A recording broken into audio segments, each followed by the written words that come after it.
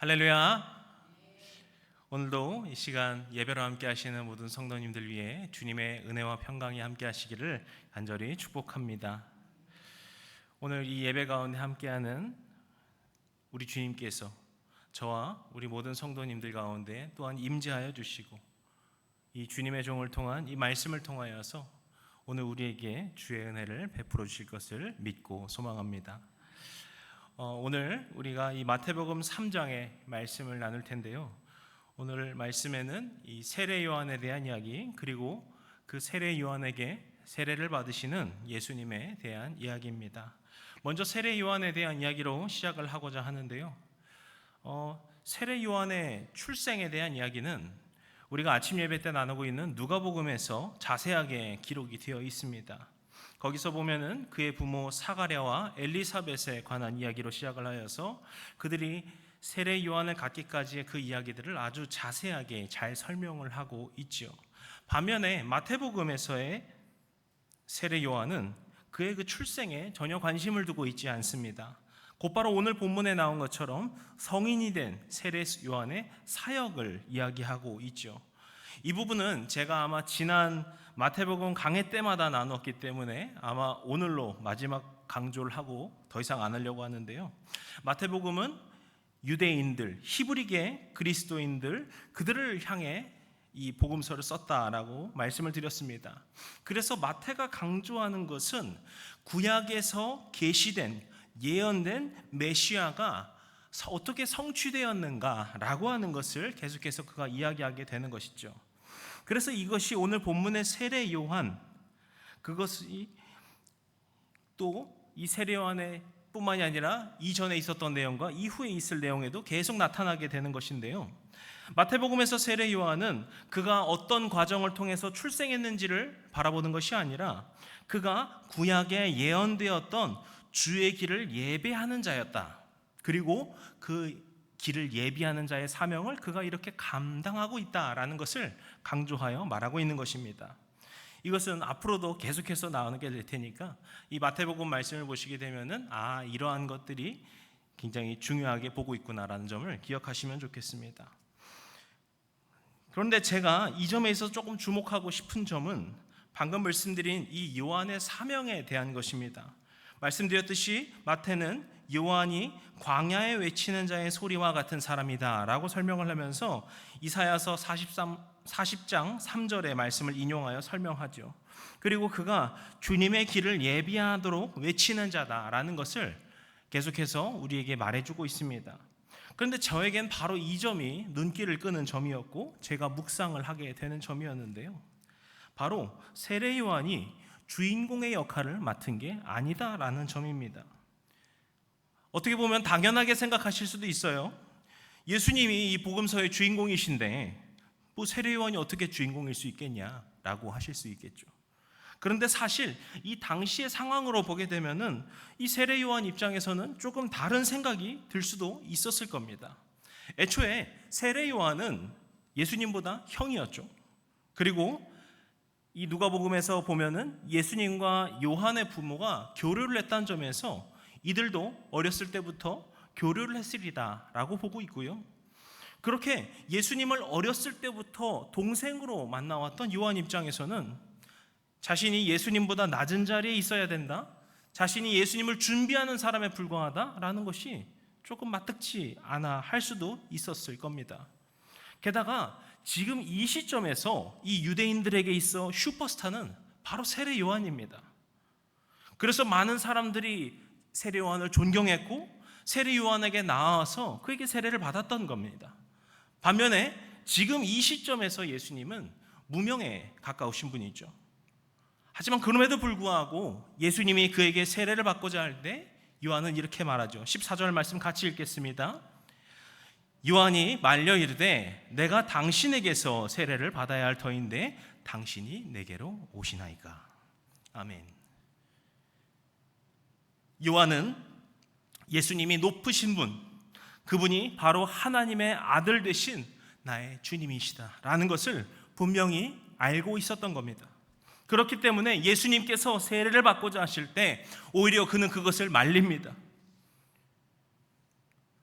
당신이 나보다 높으신 분이신데, 당신이 나에게 세례를 주셔야 할 상황인데 어떻게 저에게 찾아오셔서 세례를 베풀라 하십니까? 이렇게 예수님께서 세례를 받으시고자 하고 이 요한은 말리기는, 그 신랑이가 끝나는 구절 보시게 되면은 15절 마지막에 요한이 허락하였다라고 하는 표현이 또 나오거든요. 이것은 예수님께서 세례를 받고자 하시던 것을 마침내 요한이 수용하였다라는 것을 보여줍니다. 그러니까 반대로 보면은 이 마지막까지 요한은 예수님께 세례 베풀고자 하는 것을 그가 거부했다라는 것이죠. 이러한 모든 요한의 행동 가운데에는 예수님께서 나보다 높으신 분이시다, 그분이 나의 주님이시다, 그분이 진정한 메시아시다라고 하는 믿음이 있었기에 이런 반응이 나올 수 있던 것입니다.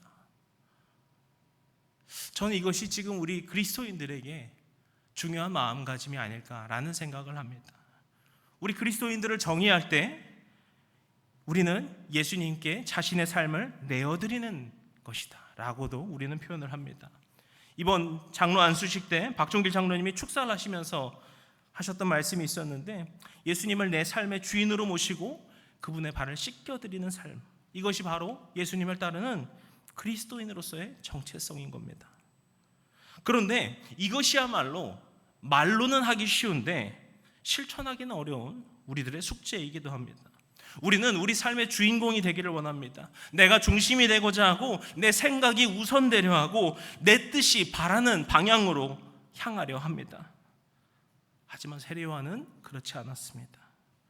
자신이 유대 사람들에게 세례를 주며 그들로 하여금 회개케 하는 사명을 맡았고, 그렇게 많은 사람들에게 존경을 받던 사람이었지만 그는 자신이 주인공이 아니라는 것을, 자신이 중심이 아니라는 것을, 자신의 생각이 우선되지 않는다라는 것을 그는 계속해서 인정하고 있었고, 그렇게 주님이 나타나실 때 주님 앞에 자신을 낮추었습니다. 사랑하는 성도 여러분, 이 세례 요한의 그 겸손, 그 가운데 예수님을 중심을 두던 그의 마음과 그의 믿음이 오늘 예배로 함께 하시는 모든 성도님들의 심령 위에도 임하시기를 소망합니다. 우리가 그리스도인으로 살아간다라고 하는 것, 주님의 자녀로, 주님의 제자로 살아간다라고 하는 것은 어떤 대단한 일, 크고 위대한 일을 하는 것이 아닙니다. 나의 삶의 작은 것과 그 사소한 것으로 시작되는 그 삶의 모든 영역에 주님이 주인 되신다라는 것을 겸허하게 고백하는 것입니다. 그렇게 나의 삶의 중심이 주님이 되시고 나의 뜻과 생각이 주님께로 맞추어질 때, 그런 우리의 삶이 바로 주님께서 기뻐하시는 복된 제자의 삶, 자녀된 삶, 그리스도인으로서의 삶이 되는 줄로 믿습니다. 그런 주님의 뜻을 품고 살아가시는 저와 우리 모든 예배자들 되시기를 주님의 이름으로 축복합니다. 그리고 이제 우리가 예수님의 세례를 받으시는 그 이야기를 함께 또 나누고자 하는데요, 제가 이 부분을 준비하다가 자꾸 어려워져가지고 참 많이 고생을 했는데, 그래도 어려운 것 같아서 참 여러 가지로 고민이 되긴 합니다. 우리가 먼저 예수님께서 세례 요한에게 나아오시고 그에게 세례를 받으시는 그것을 보았는데요, 우리는 이 부분에서 예수님께서는 왜 세례를 받으셨는가라고 하는 질문을 반드시 해야 합니다. 어떤 분은요, 예수님께서도 세례 받으실 수 있는 거 아니에요? 라고 생각하실 수 있을지 모르겠는데요, 예수님께서 세례를 받으셨다라고 하는 것은 신학적으로 볼 때는 아주 큰 의문을 낳는 일입니다. 왜냐하면 세례의식이라고 하는 것 자체가 죄의 더러움을 씻는 의식이기 때문이죠. 오늘 본문에 요한이 사람들에게 말씀을 전할 때에도 회개하라 라고 하는 말로 시작을 하죠. 또 사람들이 요한에게 나올 때도 보면은 6절에 보시면은 그들이 자기의 죄를 자복했다라고 하고 그 후에 요한에게서 세례를 받았다라고 설명을 합니다. 반대로 바리새인들과 사두개인들에게 세례를 베풀지 않았던 것도 같은 이유입니다. 8절을 보시게 되면은 그들을 향해 어떻게 말하냐면은 회개에 합당한 열매를 맺으라라고 말을 합니다. 그냥 그들이 싫고 이 바리새인들 뭔가 마음에 안 들어가지고 세례를 안 주었던 것이 아니라는 거예요. 그들이 회개에 합당한 열매를 맺는, 즉 진정으로 주님 앞에 회개하는 뉘우치는 마음, 그렇게 자신이 잘못한 사람에게 용서를 비는 그러한 회개에 합당한 행위와 합당한 마음을 가지고서 이 세례의 자리로 나와야 된다라고 말을 한다라는 거예요. 아무튼 이렇게 세례라고 하는 것은 죄를 씻는 행위다라는 건데요, 여기서 바로 이 신학적인 의문을 낳게 된다는 것이죠. 우리가 알다시피 예수님께서는 아무 죄도 없으신 분이기 때문입니다. 이 말인즉 예수님께서는 애초에 세례를 통해 씻으실 죄가 없다라는 것이죠. 그래서 예수님께서는 왜 세례를 받으셨는가라고 하는 것이 해석이 필요하다라는 것인데요, 이 부분에 대한 여러 가지 해석들과 또 의미들이 있긴 하지만 제가 이번에 좀 주목하고자 하는 것은 이 세례에는 성육신의 의미가 있다라는 겁니다. 먼저 이 성육신이라고 하는 것을 영어로 보게 되면 incarnation이라고 하는데요, 여기서 이 carnation이라고 하는 것을 육신을 의미하는 것이고요, 그래서 어떤 존재가 육신으로 오는 것을 이 incarnation이라는 단어로 정의할 수 있습니다. 그래서 성경에서 말하는 성육신이라는 것은 예수님께서 인간의 몸을 입고 이 땅에 오신 이를 의미합니다.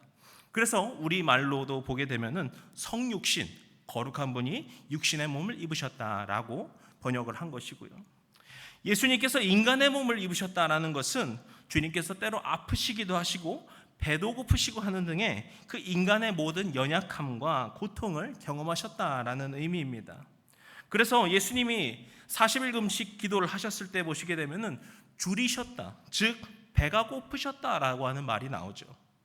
그리고 이후에 사탄이 시험과 유혹을 할 때에도 그것이 말 그대로 시험이 되고 유혹이 될 수 있는 이유는 예수님이 이 인간의 연약한 몸을 입어서 굶주림과 고통과 같은 그 경험을 하고 계시기 때문에 사탄의 유혹이 되는 겁니다. 그래서 이 성육신이라고 하는 말을 조금 풀어서 말하게 되면은 예수님께서 우리를 공감하고 계신다라고도 말할 수 있겠습니다. 그래서 이러한 성육신의 연장선, 이 의미로 볼 때 그 연장선은 바로 이 세례 받으심에 있다라고 해석을 합니다. 예수님께서는 죄가 없으시지만 우리 인간의 세례를 받으십니다. 이를 통하여서 인간의 그 모든 아픔과 비참함, 그 죄된 연약함에도 참여하셨다라고 보는 것이죠. 죄에 참여하셨다는 게 아닙니다.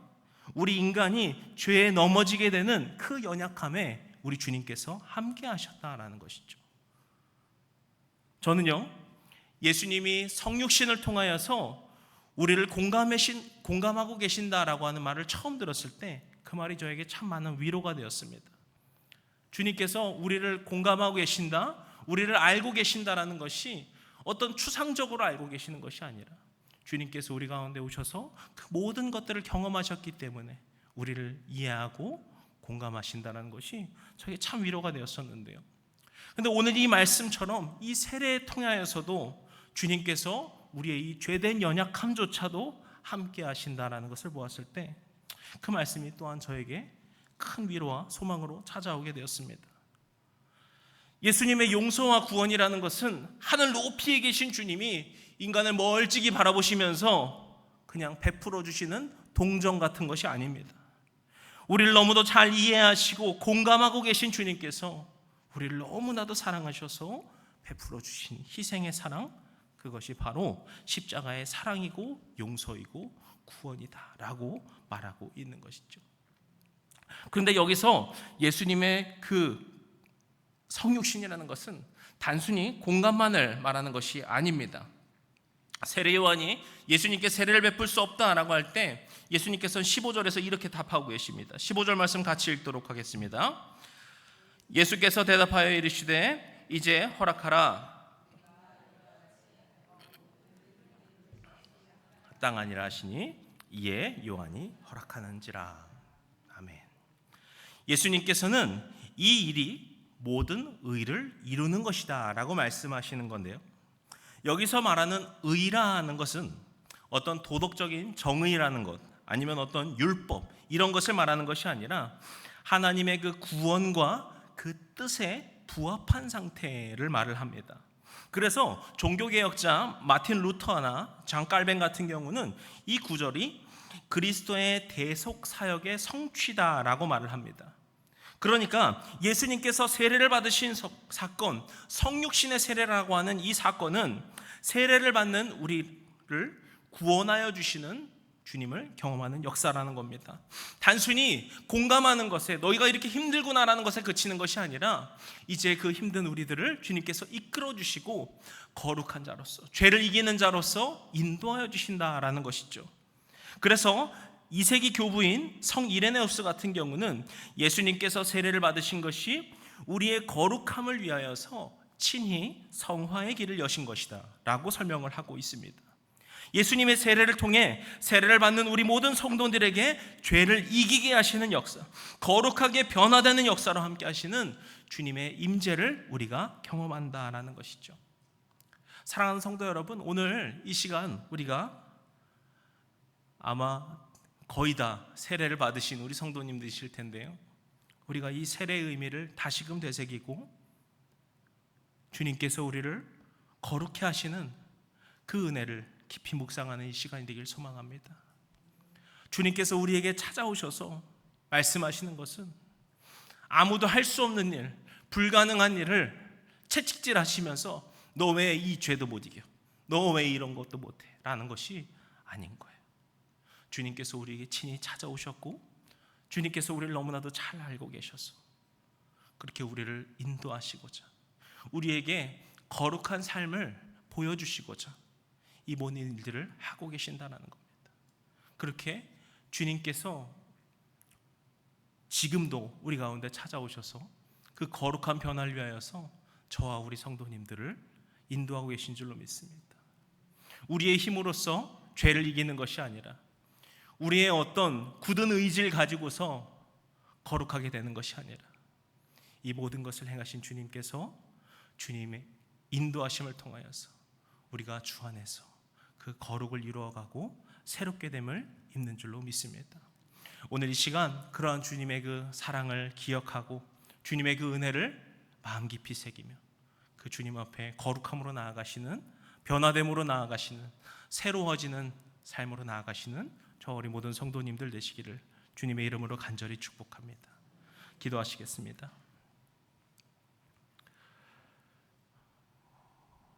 오늘도 우리와 함께하여 주시고 임재하여 주시는 사랑과 능력의 주님, 오늘 이 시간 주님 앞에 우리의 연약함을 겸손히 내려놓기를 원합니다. 주님, 우리가 우리의 삶 속에서 내가 앞서고자, 내가 우선되고자, 내가 드러나고자 하는 삶의 모습이 있지는 않았는지요. 주님이 아니라 내가 먼저라고 생각하며 여겼던 우리의 모습이 있지는 않았는지요. 이 시간 그러한 우리의 모습을 부끄러움으로 주님 앞에 내려놓기를 원합니다. 그리고 다시금 주님께 바라고 구하건대 우리의 삶의 중심이 오직 예수 그리스도 한 분으로 세워지게 하여 주시옵소서. 우리의 삶의 모습이 주님을 닮아가기를 원합니다. 우리의 삶의 모든 순간순간이 주님의 그 거룩함을 입기를 원합니다. 그렇게 우리의 모든 전체가 주님 안에서 새로워지기를 원합니다. 그리고 주님께서 이미 우리 가운데 그렇게 행하신 줄로 믿습니다. 우리가 그것을 믿으며 주님 안에서 변화된 삶으로 나아가는, 새로워진 삶으로 나아가는 주의 자녀들, 주의 거룩한 그리스도인으로 될 수 있도록 우리를 인도하여 주시옵소서. 그렇게 우리 가운데 함께하여 주시고 인도하시고 세임 주시는 우리를 사랑하시는 우리 주 예수 그리스도의 이름으로 기도드렸습니다. 아멘.